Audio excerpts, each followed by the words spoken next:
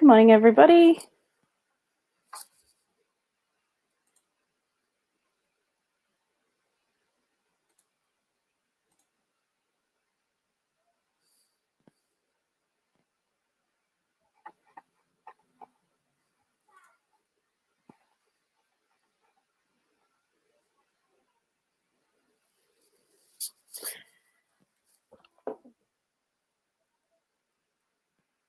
How is everybody this morning? Most of you have already found the chat, but how's everybody feeling this morning?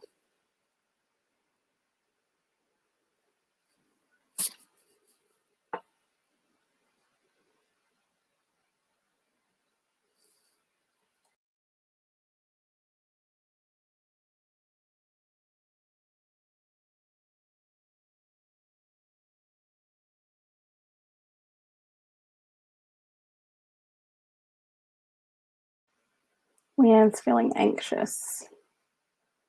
Julie, feeling good. Awesome. Can understand feeling anxious.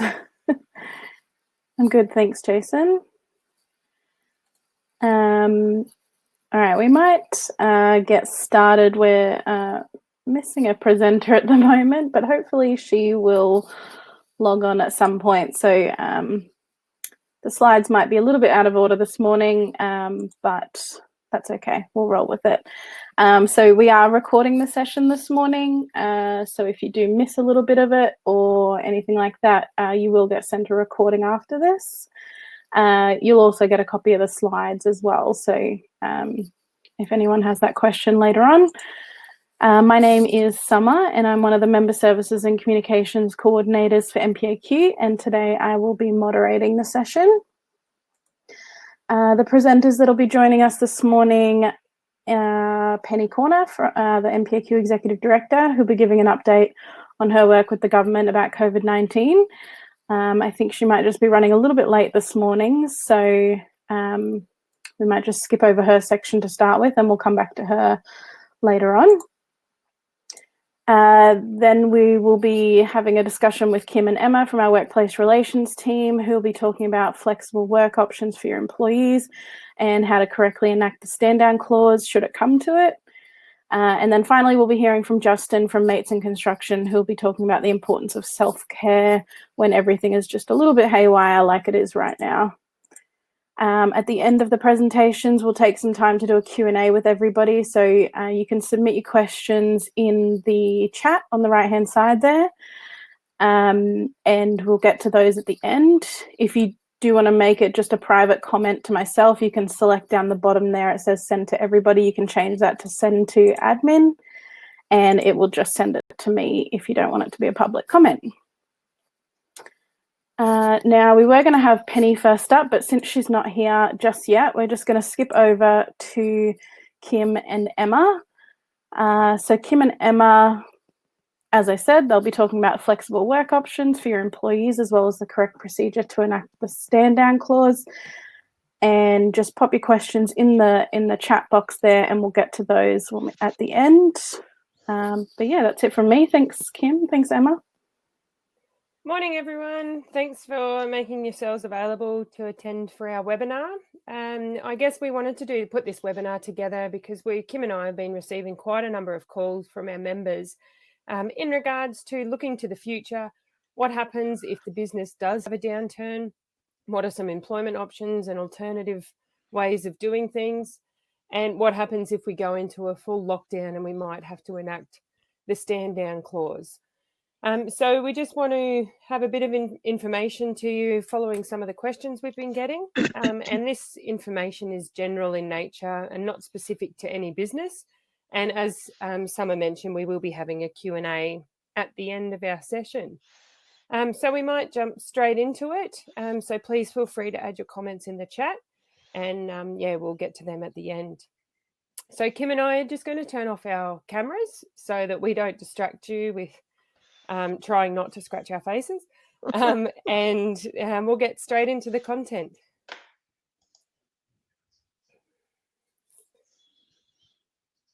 All right. Okay, given the current COVID-19 situation, it's really important for both employers and employees to work together to find alternative working solutions that suit both the business and your employees. We're facing some really difficult times and circumstances, and it's in everyone's best interest to try and reach productive and cooperative solutions. So, what can my business do to prepare for a downturn in business? Okay, so there's a number of options that are available to you and your employees. So we'll look at changing the start and finish times within the award, changing the number of hours that employees work, changing the patterns of work, such as rostering arrangements, and maybe changing the type of work done by employees. There's also an option for your clerical employees working from home. So let's explore some of these options for you. Okay, great. So, can I change my employees' regular roster or hours of work? So employers consult with their employees. You'll need to explain why these changes are needed and what options you're proposing. So remember that you will need your employees' agreement to any changes that you want to put in place. If we look at the Plumbing and Fire Sprinklers Award, by agreement with your employees, employees can work their ordinary hours between the hours of 6 a.m. and 6 p.m. Monday to Friday. Therefore, you may consider staggering the start and finish times of your employees to cover the 12-hour span of hours. Your business would be able to service the community over that 12-hour span as ordinary hours of work rather than having fixed commencement and cessation times of work that could incur overtime if you have an emergency call out. Okay, great. Can I change my employees from full-time to part-time employment? Okay. Again, this will include consultation with your employees. Reasons need to be given and the situation explained to your employees. So can I suggest that you call all of your employees to a meeting and preferably outdoors so that the social distancing can be maintained?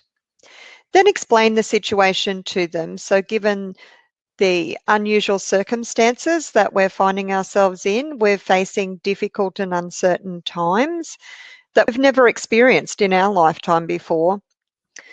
So unfortunately, the business has suffered a downturn and the company cannot continue to operate as it is. So the company wants to maintain all of its current employees. We value our employees.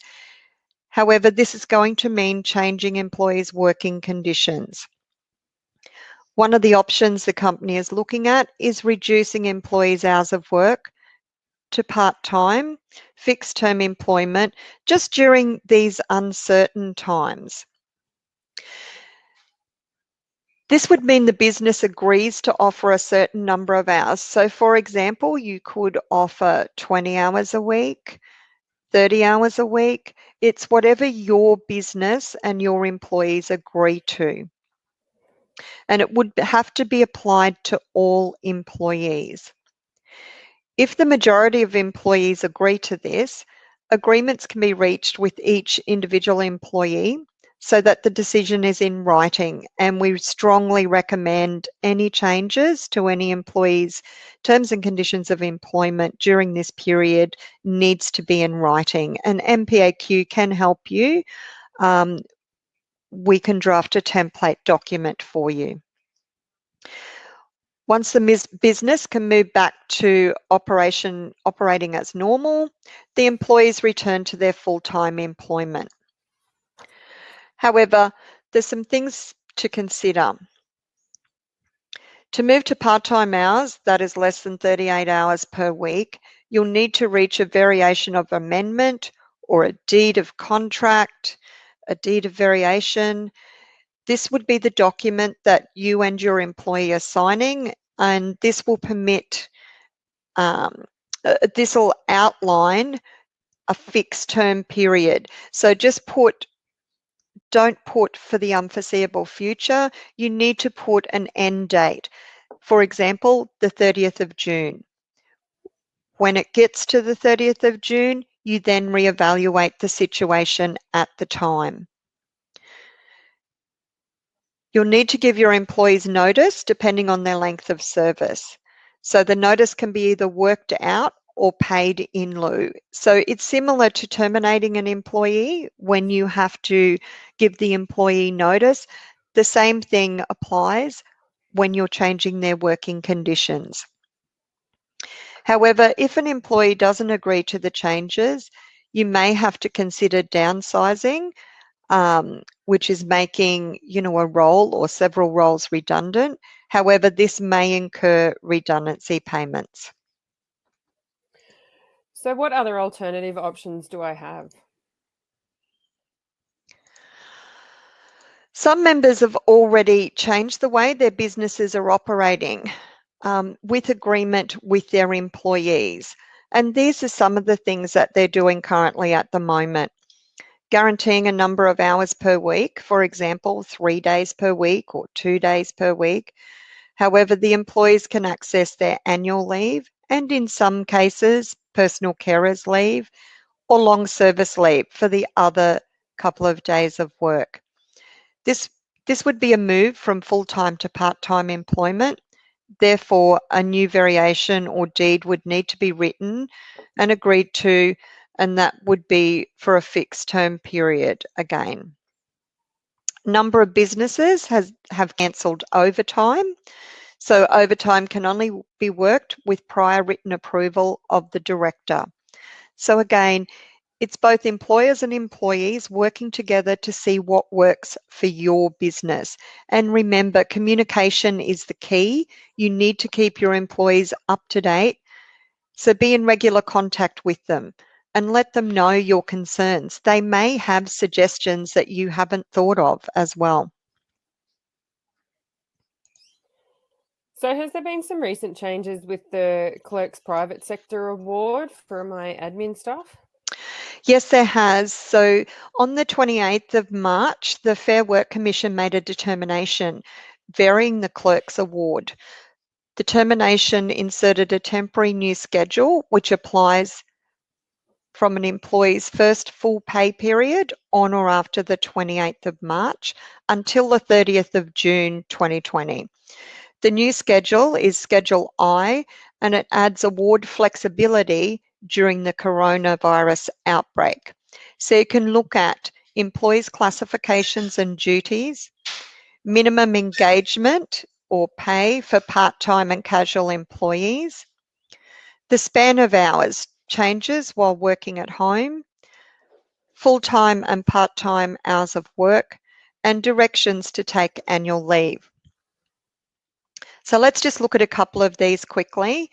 While Schedule 1 applies, the employers can tell their employees to do any tasks that they have the skill and competency for, even if those tasks aren't in their usual classification or normal work. The task must be safe and the employee must have all appropriate licenses and qualifications to perform the task. The minimum engagement for part-time and casual employees working from home has changed as well. So part-time employees who agree with their employer to work from home can have their minimum engagement reduced from 3 hours per shift to 2 hours per shift.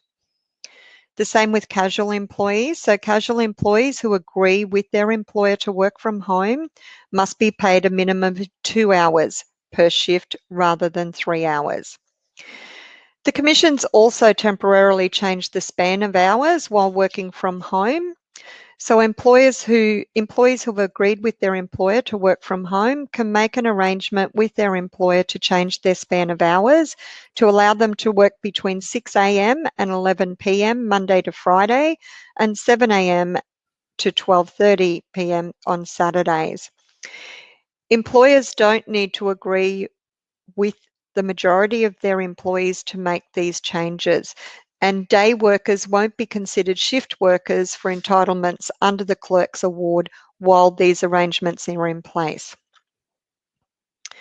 So hours of work for full-time and part-time employees. Employers can temporarily reduce their permanent employees' hours of work to no less than 75% of their full-time ordinary hours or the agreed part-time ordinary hours immediately prior to the reduction. This can be for the whole business or a section of the business or a section. However, this only applies to people employed under the Clerk's Private Sector Award. So we'd ask that before you do anything, that you contact the MPAQ Workplace Relations team. Employers can also direct employees employed under the Clerk's Award to take annual leave during this period by giving the employee 1 week's notice. So let's move on to stand down. What do I do if I cannot gainfully employ my staff? Yeah, sure. So if a situation rises where your calls from customers have stopped or a building site has shut and you have no meaningful work for your employees, there is an option under the Fair Work Act for stand down, and it is section 524. So basically this clause is on our screen now, and it's where an employer may, under this subsection, stand down an employee during a period in which the employee cannot usefully be employed because of one of the following circumstances: industrial action, a breakdown in machinery or equipment, or because of a stoppage of work for any cause for which the employer cannot reasonably be held responsible. And then subsection 3 is if an employer stands down an employee during a period under subsection 1, the employer is not required to make payments to the employee for that period. So given the circumstances at the moment, this stand down provision means that the employee is still employed and the stoppage of work is because the phone has stopped ringing or a complete shutdown of a site. And we'll go through some of those options now. So before the stand down clause under the Fair Work Act can be enacted, there are some key elements that need to be considered. Number one, and probably the biggest question that we're getting at the moment, is a stand down provision must apply to all relevant employees. So for example, if the plumbing portion of the business does not have any meaningful work for the plumbers, then all the plumbers are to be stood down. It can't just be some plumbers are stood down and some are still working in their same full-time capacity. It's also not an opportunity to just remove staff who may have been underperforming in the past. It's sort of a one application to all. So you then portion off your business into sort of plumbers is one group, your admin team might be another group, and potentially your apprentices, if you've got a group or cohort, then they might be another. Another thing to just remember is when employees are on stand down, that they still accrue leave provisions during their stand down. So if they're a full-time employee, ordinarily doing 38 hours a week, then they're still accruing annual leave, personal carers leave, and if applicable, long service leave credit, whilst they're on stand down, even though they're not necessarily being paid. So number 2, stand down is utilised when the decision is made quickly. So it's when there's a sudden shift in business operations where the business could not reasonably be held responsible for.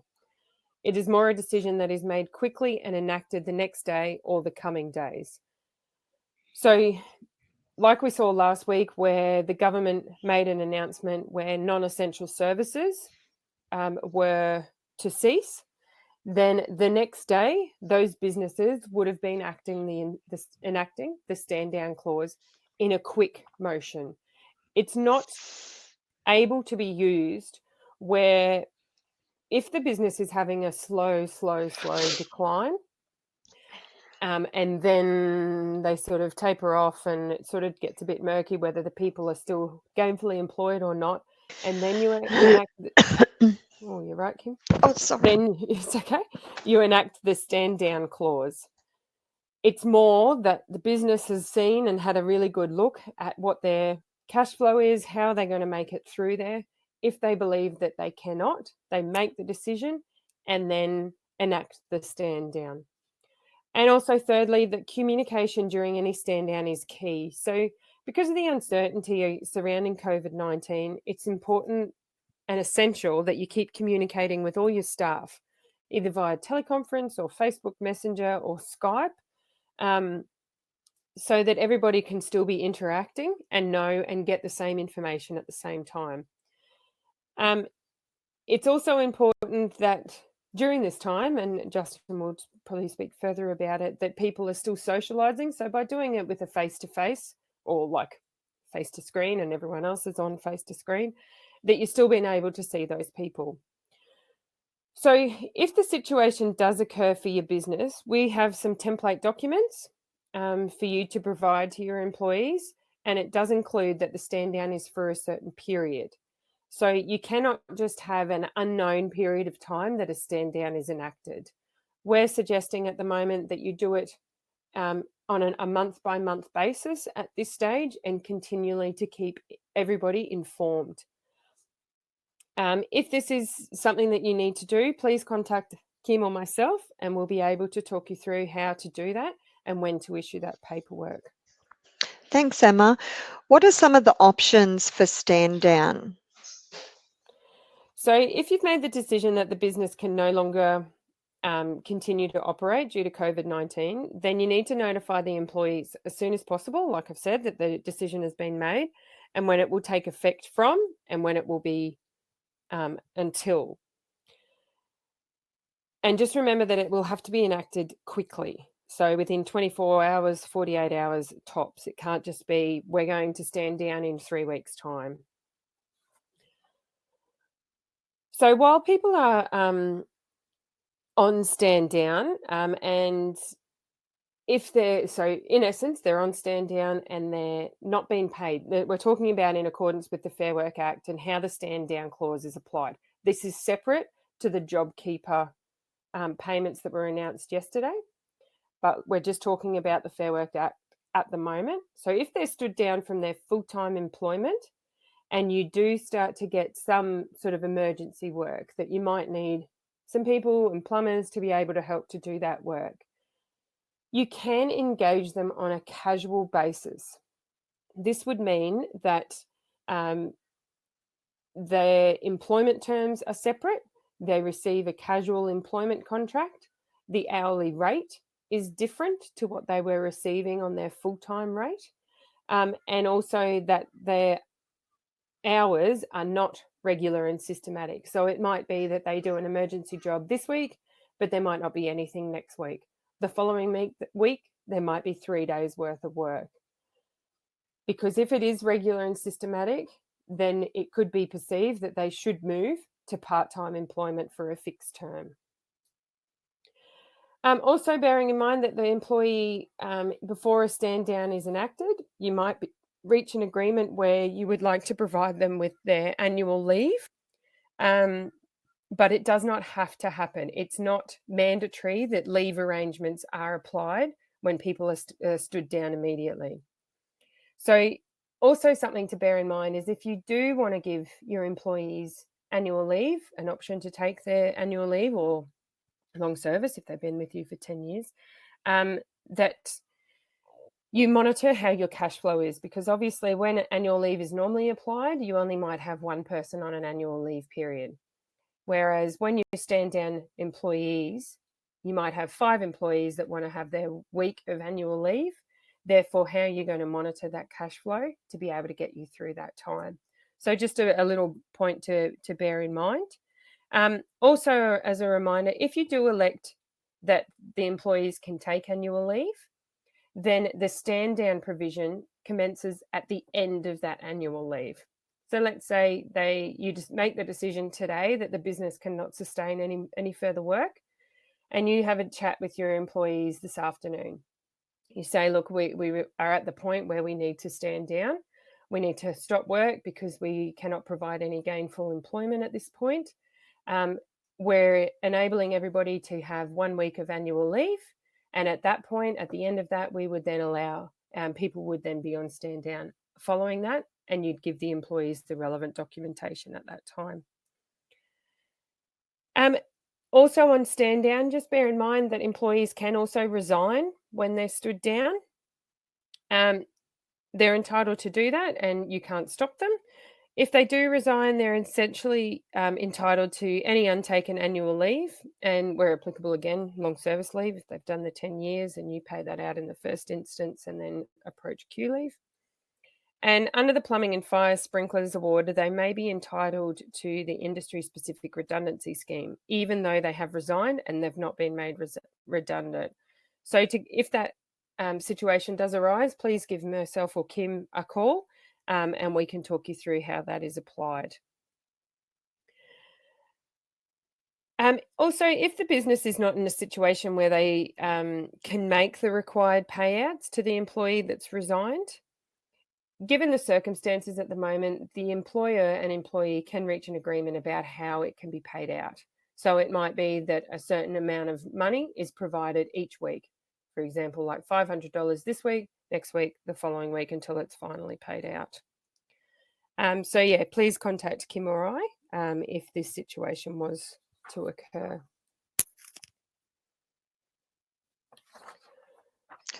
Thanks, Emma. What documentation is required for the employees?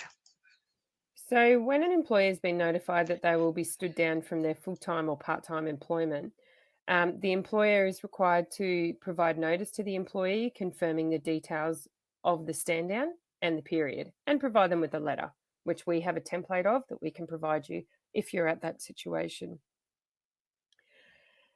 We've also developed some example scripts on having those discussions. So it might be that you're looking this week and saying that we are having a bit of a change to our business. We're looking at all sorts of options. One of those options may be that we have to stand down in the future, but this is just to give employees a bit of a notice.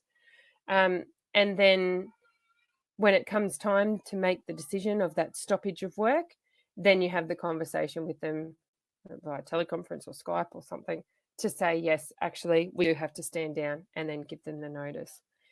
If then during the stand down time, you can employ them on a casual basis, then like I mentioned, you provide them with a casual employment contract, which we also have available as well. So we understand that there's quite a lot of questions coming through, and we'll address them at the end. So thank you for listening to our portion. Of course, feel free to give myself or Kim a call whenever you've got any situations arising at the moment. In the Q&A, we'll be able to talk further about the JobKeeper payments. But Summer, who do you want to hand over to? Yeah, thank you. So we're just going to go back to Penny. She's with us now. So Penny's just going to give us a little bit of an update about government, and then as Emma said, we'll get to all the questions after we've heard from Justin as well. So Penny, when you're ready. Yeah, sure. Good morning, everyone. Thank you, Summer, Emma and Kim, for providing an update. And thank you to everyone for taking the time to join on to the webinar this morning. I'm just going to provide you just with a brief update in terms of what work we've been doing specifically with government. Obviously, there seems to be a lot of questions that are coming through in regards to the job seeker payment stimulus package that was announced by the federal government yesterday. So I'll just touch on that and explain where we're going with that further as well. So firstly, obviously, we're involved in a number of different committees. We are part of the Ministerial Construction Council, which is a group of industry associations and unions that come together to talk about a range of issues that impact the building and construction industry. And obviously, COVID-19 is one of those matters that's top of the agenda at the moment. We have our next teleconference meeting, which will be held tomorrow. And basically, it provides us with an opportunity to communicate back to the department around concerns that our members are experiencing. Things like shortages of PPE equipment, which has come through strong on a lot of the webinars, and calls and emails into our office. So thank you for providing that feedback through to us as well. It also is just consulting in general in terms of how people are going out in the industry and what support that they need during this time as well. So following our, we're planning on doing another webinar later in the week, and then I'll be able to provide more of an update, hopefully by Friday, on the outcome from that meeting. We have been specifically working with the government around plumbing being an essential service. So that's something that we are working directly with the government on. They've put together a policy document, which is if we do go into more of a lockdown around what work would be deemed as essential. I'll just give you some examples, things like blocked drains, hot water system replacement, repairs, replacement of valves, burst pipes, any leak from any water or sanitary pipe work, any sort of roof leaks as well, TMV servicing and repair, specifically in healthcare and aged care facilities, backflow prevention devices and repairs, and any sort of uncontrolled running water. Also gas leaks as well would be an essential service, and also some fire services as well. So I just wanted to flag that. If anybody has any other areas that you think that we should be including, please make a comment and we'll raise that with the department as well. We've also been working closely with the Department of Health, specifically around plumbing being an essential service as well. Obviously, we know how much work you guys are doing out there protecting the health and safety of our community. Just on that, we have been developing a training course, which will be a plumbing infection awareness course for COVID-19. And the purpose of the course is for you and your employees to undertake it. So if you are going to a consumer's property, that you feel comfortable in doing so because you've had this training. We will have more details available in the coming days on that, but we do have a draft course that we'd like to roll out to all members to be able to undertake as part of that process. As I think Kim mentioned or Emma mentioned before, we do have a number of resources available for members to be able to access on our website. It is in the members only section of the website. So things like we have a fact sheet, we have example leave policy, we have our flexible arrangements policy, our risk assessment policy, we have a safety plan, an emergency plan. So we have all that information. So now's a great time to be utilising your membership and going on and checking out those resources that are available to you. We're also sending out daily emails out to all members to let them know what our focus is and what we're working on as well. So please keep an eye out for those emails that are coming through. We have run a number of webinars to date, and we will be running another one probably on Friday. We're just finalising the details with one of our partners from Exact Accounting. So obviously everybody would have seen the announcement that the federal government the Prime Minister made late yesterday afternoon around the JobKeeper payment. There is an information for employers, and we're happy to send that fact sheet out to everyone that's participated in the webinar, or more broadly, all of our members. We're just going through the information that's been provided in those fact sheets at the moment, and obviously just wrapping our head around it. It is something that you will register an intention to apply on the ATO website and have it assessed, because obviously you need to experience the required turnover decline. And that's one of the eligibility to be able to access the subsidy. So if a business has a turnover of less than $1 billion and their turnover will be reduced more than by 30% relative to a comparable period a year ago of at least a month. That is one of the conditions that people will need to meet. But as I mentioned, Mick from Exact Accounting will be able to go through that in more detail. The other thing I just wanted to touch on is some members have reached out to us yesterday, specifically around social distancing, working on sites and also working on residential properties where families are home at the moment and whether they're still allowed to work on those premises. The example that was provided is there was 5 people living in the home and there was 4 people working on this home to actually undertake the work that was required with the repairs or the renovations at this particular house. So the feedback that we've received is that, yes, the family members need to stick to one area of the house, and then the other workers need to be able to perform that social distancing on site or on that premises when they're actually undertaking that work, so that they're not working too closely together. So I just wanted to raise that.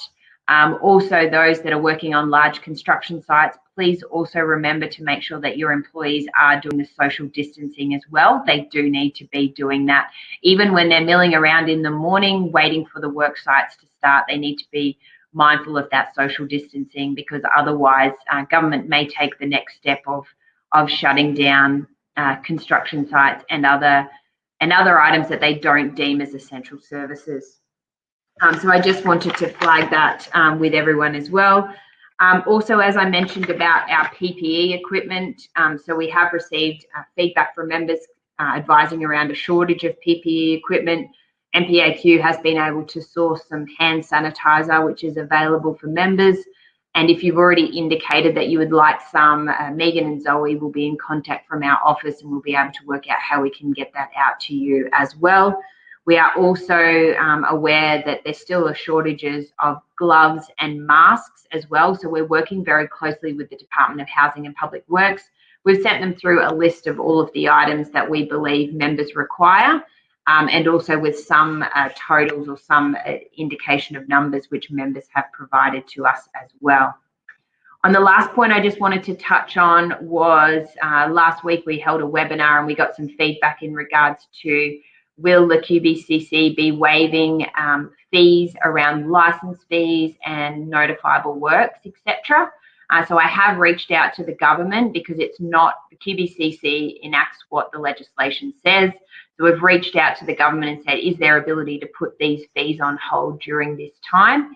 And as part of our Ministerial Construction Council meeting tomorrow, I understand this matter will be tabled, and then we'll be able to advise members what the outcome is. So I just wanted to flag that.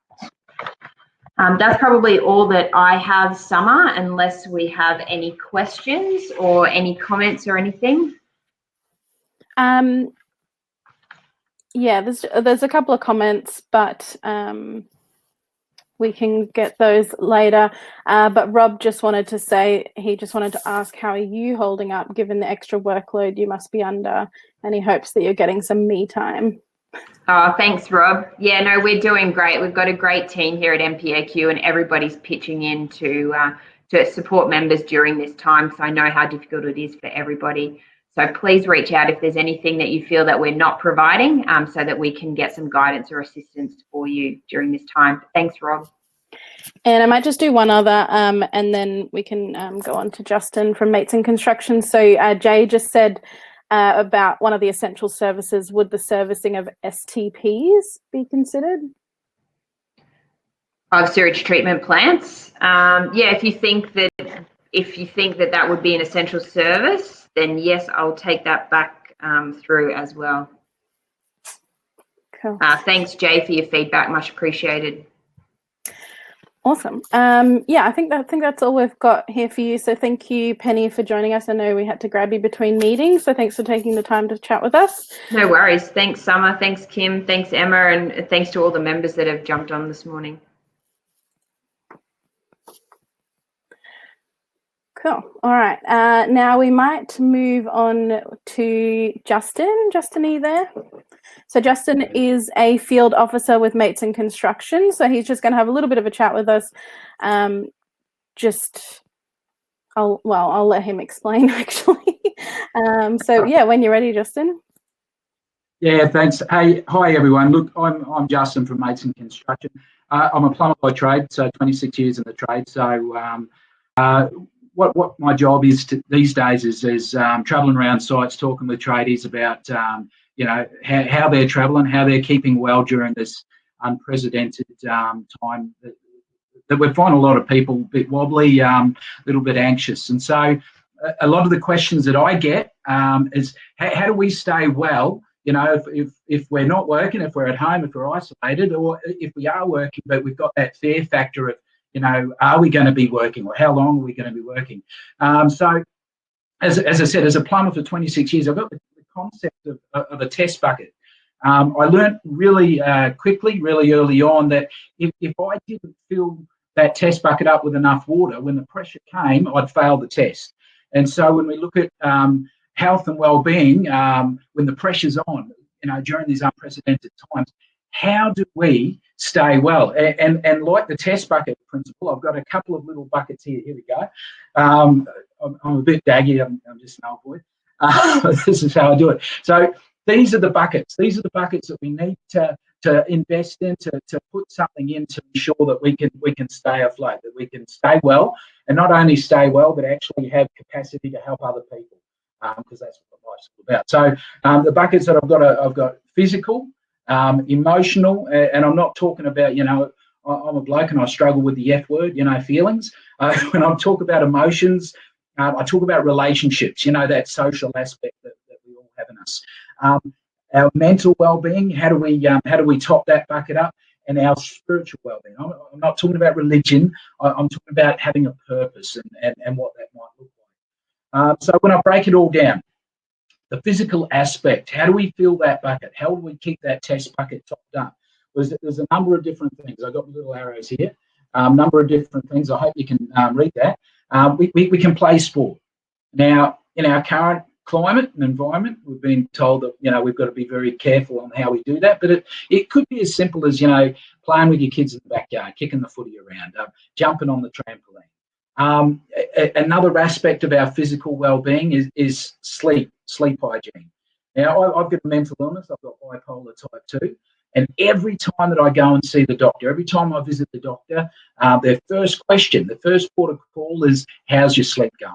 So I know we've got lots of anxiety and stuff like that floating around. So it's important to, maybe knock off a bit earlier of an evening to get that sleep that we need, because that's our body's way of saying, hey, I need some more of this. So important for sleep hygiene. Go for a walk.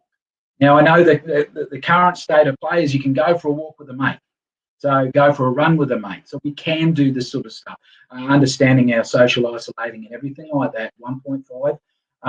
So play a sport, sleep, go for a walk, go for a run, eat well. Another important aspect. I know when I'm not doing so flash, that's when all the junk food's knocking at my door. So we need to eat well to fuel that body, to make sure that we're putting enough into our physical bucket to help sustain us through that. Now, the next bucket I've got is emotional. As I said, it's about relationships. It's that social aspect that we talk about. So we've got here talking with your mates. If you're still on site, this is a great time to be having a yarn with mates. Checking in with your mates, especially if you can see some changes in the way that they're presenting, or the way, we're all going through stuff, but you might notice some changes. So it's about that connection. If you're in lockdown, if you're in isolation, you can be isolated, but you can still be connected. We've got these. We're doing the webinars. We've got Zoom. We've got FaceTime. We've got all these different ways that we can actually keep connected to the people that are valuable in our world. Whether that's your mate, whether that's your family. So I recommend we need to keep that emotional bucket, that relationship bucket topped up. Spending time with your loved ones. Important. I've got 2 little girls, and while I'm not kicking a footy around, I was making loom bands yesterday. So spend the time with the people that matter in your life, especially if you're going to be surrounded by them pretty closely, however long that might be. So that emotional bucket, that relationship bucket is all about connection. Connecting with your mates, connecting with your people you care about, connecting with your family, and making sure those connections are intact. And I'm seeing it a lot more than I was prior to COVID-19. So the next bucket we have is our mental well-being. Now, there's a lot of different things that we can do for our mental well-being. Reading. When I've been at work, we'll be reading plans and documents and everything like that on how to fit off and stuff like that. So if we're in lockdown, read a book, read an instructional manual, do something that'll exercise the old melon. That's a way of keeping that cup full. Also, another important part is relaxing, switching off. One of my favourite things to do is actually jumping in the lounge, hanging with my family, watching a daggy old movie, maybe crying at the end of Notting Hill or whatever, you know. But finding something where we can relax, where we can switch off, we can all the white noise of the media and the social media and everything like that. Sometimes we need to turn that stuff off because that's creating anxiety and worry. So turn that stuff off. Relax, do something where you don't have to think. We're constantly making decisions based on the news report of the night before. So if you can actually switch that off and relax, find things that fill your cup, that bring you joy to do, watching a movie, hanging with your family, doing puzzles, you know, that's still like Sudoku and all that sort of stuff. I know my dad loves Sudoku. But all that stuff stimulates the old melon, stimulates that well-being of your mental health. As well as you know, de-stressing some of those things that we're seeing. Now, this final bucket of spiritual, as I said, it's not about religion; it's about having a purpose. So these are things that we can easily do. It's about, you know, some of us meditate, some of us pray, some of us go fishing. We might not be able to do a lot of that lately. Some of us listen to music. Now, all of those sort of things are things that we can meditate on, we can sit on. And I remember when I've been in the tough places, probably some of the best therapy that I've had has been just listening to some of my favourite music. And I guess around that whole aspect is about having a purpose. And we're seeing a lot more in our communities I find myself filling my cup when I'm actually mowing my neighbour's lawn. See, it's doing those little 1%ers. You know, we hear a lot of the negative stuff about society, but there's some great stuff. The things that we do well in Australia is mates looking after mates, neighbours looking after neighbours now. You know, I've got a neighbourhood party where we actually drop food off on each other's doorsteps. We don't go in, we don't answer the door, we drop food off. We make someone made me butter and dropped a whole heap of butter off on my doorstep last week. I know my other neighbour on this side, they've got a new bulb, so I know that they can't get to the edges of their lawn. So I did all their edging for them last week. So those are the things that are about connection and purpose. Finding that purpose can actually help fill your cup. And if you can address one of those things every day, do one thing from the physical bucket, your emotional bucket, your mental bucket, and your spiritual bucket, that'll actually help keep you well. That'll top you up. It'll give you capacity not only to keep yourself well and keep your family well, but actually give you spare capacity to help other people in your world, whether they be your neighbours, whether they be your mates. And so this is all about how we keep ourselves well, how we top ourselves up, and how we help those people that are around us. Look, mates in construction, we're open. No matter what happens in this country, whether it's lockdown or whatever, you can still actually reach out to mates if you're struggling, if you've got a mate that's doing it tough. So our heart and my heart is to make sure that we keep ourselves well so that we can not only help ourselves, help our families, but help our mates as well. So that's it's short and sweet, but hopefully you've got, you know, just a fragment more of what you can do physically to actually keep yourself well. So thanks for that. Cheers. Thanks, Justin. That was really great. And I think, yeah, just based on the people at the start of the session saying that some of them are feeling really anxious, I think it was great to get a bit of an update from you guys at Mates in Construction. So thank you for that.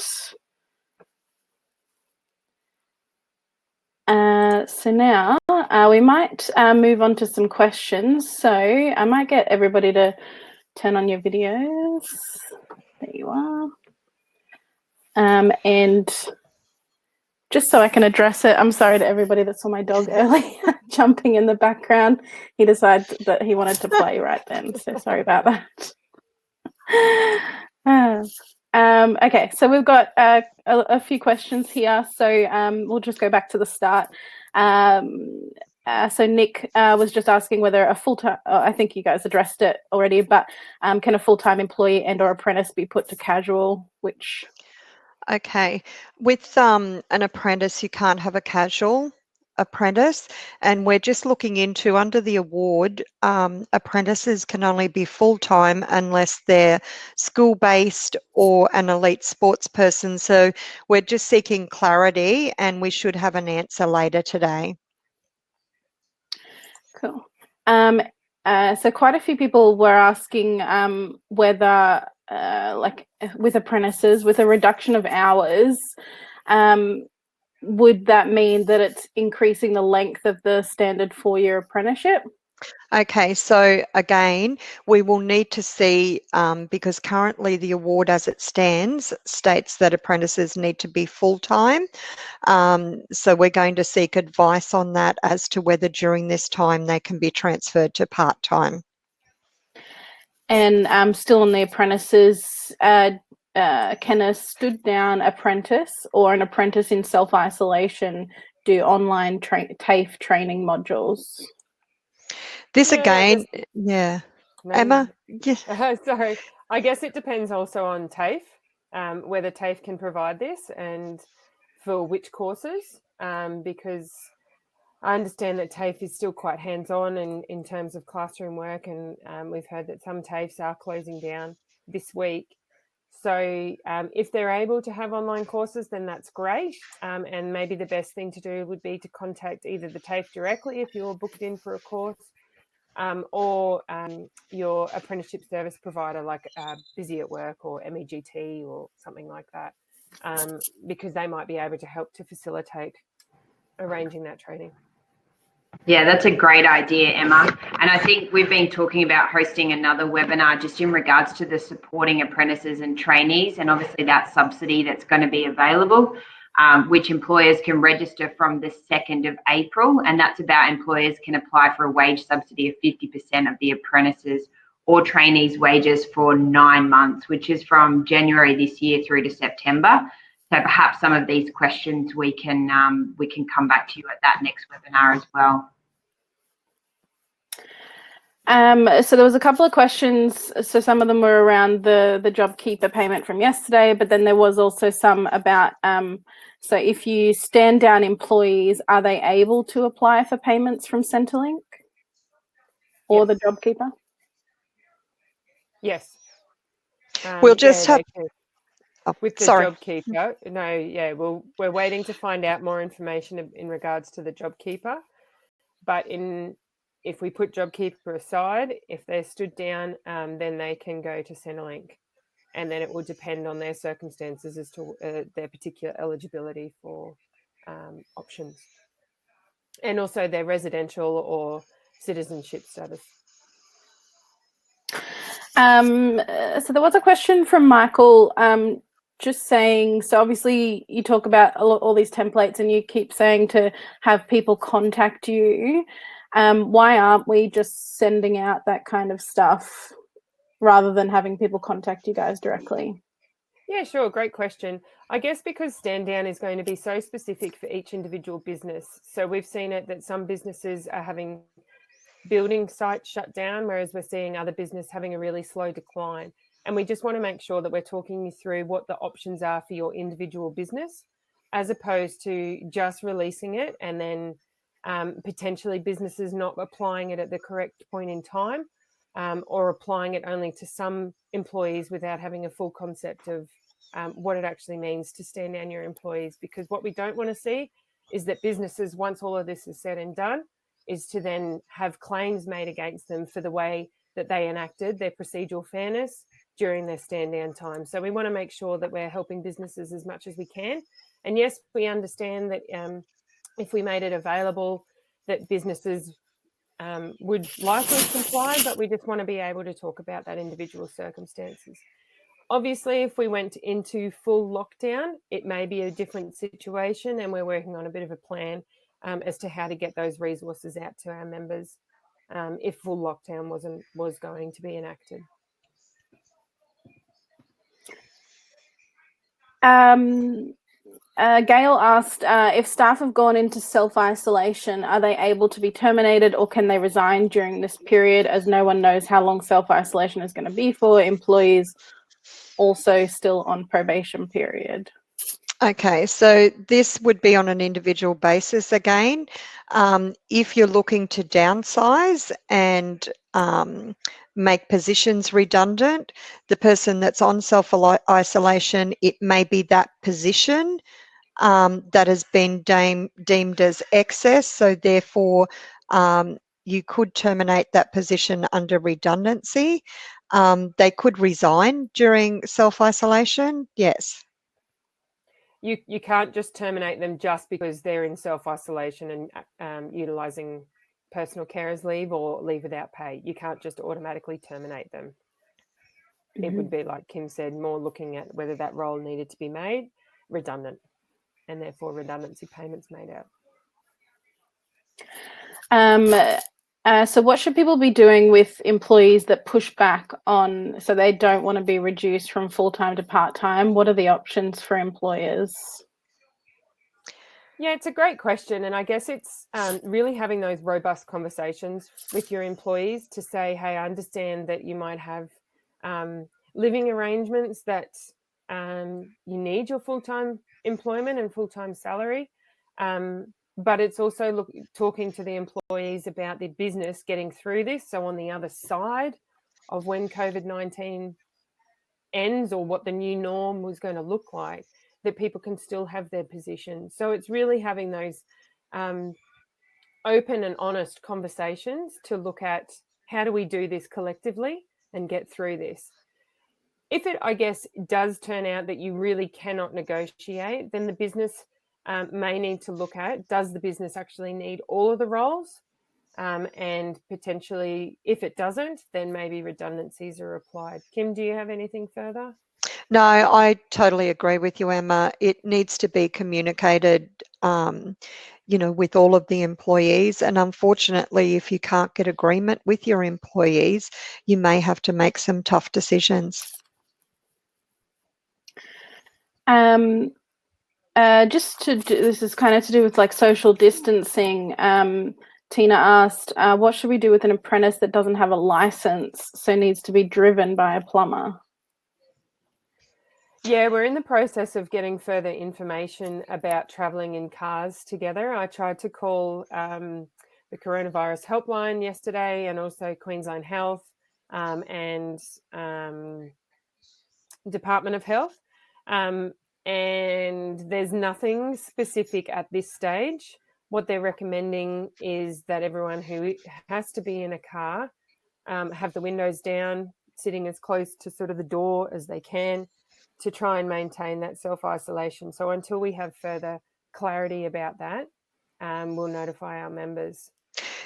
If you do have an apprentice in that situation, I would assign them just to one tradesman.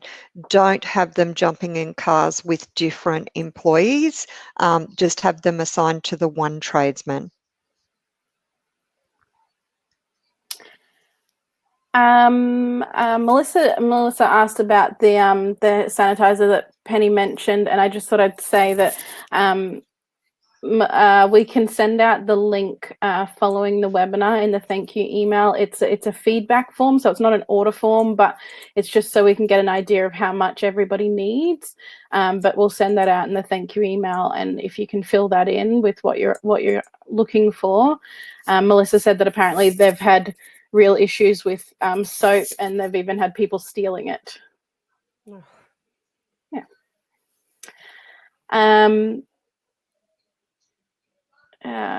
Sorry. So Alison just asked, what if you only have enough work for 1 or 2 staff members? Yeah, so if you only have enough work for 1 or 2 staff members, then it could be the option of making the other staff redundant, in which case it means that redundancy payments need to be looked at. Or it could mean reducing down the hours of all of your staff with majority agreement. So let's say you've got 5 employees and you know that you can only keep 2 employees on full time. Instead of guaranteeing that work for those employees, maybe it's that you look at how many hours can you provide to all of those 5 staff during this time. And if you look at it and it may be that it's 20 hours, then you move them and do a deed of variation for your employment agreement. And then they move to a part-time fixed term arrangement, so that it's like what Kim was saying, it's not ongoing for a never-ending period, because you want to make sure that at the end of the fixed term, you have the option of either being able to do another fixed term part-time arrangement, or it could come that you've had another stoppage of work and that you may then have to stand down your employees at that point. just if you were to do that, so I guess move as a staggered approach, so go from 5 full-time employees down to everyone having sort of a 20-hour week, and then to stand down. The accrual of annual leave would still, we recommend, be on your full-time employees' accrual during this time, in terms of fairness and helping employees get through this, because I guess we want to make sure that where we can still maintain our employees through this time. And Penny, I know you have to go soon, so I might just ask you one quick question.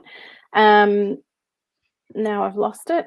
There it is. So Mark, Mark was just saying, do you know, so if we have a more recent substantial downturn, which, sorry. Sorry, if we have a, can you see that comment? Yeah, I can see the comment from Mark. Look, we're just looking at the information because it obviously only got released yesterday in regards to the JobKeeper payments. It does say there is an eligibility criteria, and Summer, you can send out that fact sheet perhaps when we send out the thank you email as well. You can register through the ATO, and you can just register like an expression of interest at this stage. And you just need to provide your ABN and your company details, and then they'll be in touch to verify from there. But we'll get more information with our partners from Exact Accounting for Friday when we're looking to run a webinar specifically around this new JobKeeper subsidy that's going to be available to employers to be able to access. And I think this morning, Ash, who's also in the communications team, she was trying to get the information up on the website that we've been able to access. So, yeah, you can take a look at that there as well. Cool. Yeah, I think that's all the questions we had for you, Penny. Okay. Thank you very much. And Justin, you're amazing. Thank you. Thanks for all the work that you and Mates in Construction do. We're lucky that we have you in our industry. So easy. Definitely. Yes. All right. Thank you. I'll let you keep going, Summer. Thank you. Just moving on a little bit. So, Justin, we actually had a comment for you. It wasn't really a question, but just more of a comment from Renee. She just said, thanks for speaking. And then she said she found your discussion really helpful. She's been finding herself sleeping for a minimum 9.5 to 10 hours a night, which feels ridiculous, but it's just because she's so mentally and emotionally fatigued. Yeah, look, and that's your body's got a funny way of telling you, you know, it's a thyroid, just to pause. And so, you know, it might seem ridiculous when you talk about it, but actually that's what your body requires. And so it's important to know your body and to know, hey, okay, I need to pull up stumps, I need to have earlier nights, I need to eat some better things, because we're getting a lot of information, and that mental fatigue is a real thing. Just trying to find the right information. Is, you know, so many different stimulus options and so many different options for all of this that it takes up a lot of space in our thought processes. So yeah, I appreciate that, Renee, and yeah, encourage you to get that sleep, the sleep that we all need to get us through.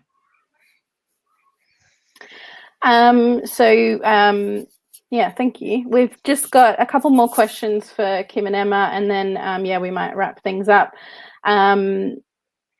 Sorry, Deirdre asks, can you reduce the casual hours and leave full-time workers on full hours? Again, this is each individual business's decision. You need to make decisions that are going to suit your business. Casual employees are hired on an irregular basis. So therefore, if you feel or you believe it is better for the business to reduce casual hours, you can do that. And do we know whether employers would receive both the JobKeeper payment and the subsidy payment for apprentice wages? Do we know anything about that yet? I think we need to wait until we get the information from the government in relation to the JobKeeper payments. My initial understanding was it was to offset people that are actually on Centrelink, so you could either have either or, but I think we need to wait until we get the guidelines for that. And last one's from Carly. If we have no other option but to make one staff member redundant but don't have the cash to pay out quite a large redundancy payment, is there any government assistance with paying for something like that? Interest-free loan, perhaps? Do you guys know anything about that? I believe the banks are offering interest-free loans or loans with repayments that are delayed. I'm not sure. We would have to find out further information. But in regards to also, if the redundancy amount is quite large, an option could be that you reach a mutual agreement with your employee about how that money is paid out. So it could be a staggered amount over a couple of weeks.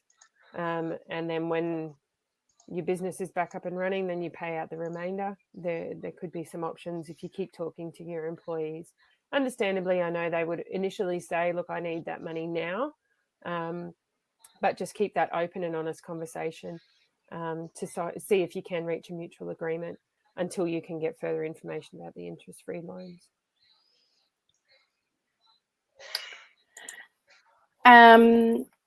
Cool. We might just do one final question. It's for Justin. So Nick just asked, do you have any good healthy tradie recipes? Yeah. Look, everything in me tells me a Mars bar, a sausage roll, and a Coke, but that is not what I recommend. Look, you can't beat plenty of veggies. What do I make my kids last night? We did spag bog, and I threw as many veggies in there as possible. A lot of carbohydrates, but yeah, good sort of stuff.